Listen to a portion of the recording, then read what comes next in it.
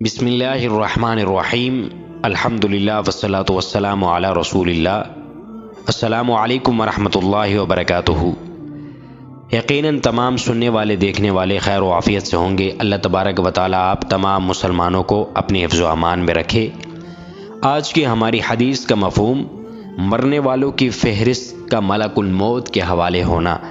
حضرت عائشہ صدیقہ رضی اللہ تعالی عنہا سے روایت ہے کہ میں نے رسول اللہ صلی اللہ علیہ وسلم سے دریافت کیا کہ یا رسول اللہ، آپ ماہ شعبان میں اس کثرت سے روزے کیوں رکھتے ہیں؟ ارشاد فرمایا، اس مہینے میں ہر اس شخص کا نام ملک الموت یعنی کہ اسرائیل علیہ السلام کے حوالے کر دیا جاتا ہے جن کی روحیں اس سال میں قبض کی جائیں گی، لہٰذا میں اس بات کو پسند کرتا ہوں کہ میرا نام اس حال میں حوالے کیا جائے کہ میں روزے دار ہوں۔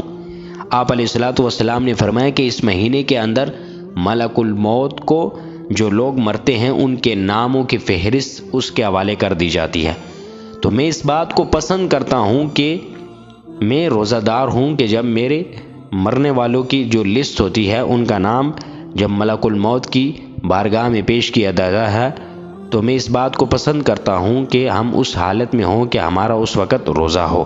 اللہ تبارک و تعالیٰ میں احادیث پر صحیح معنوں میں عمل کرنے کی توفیق عطا فرمائے۔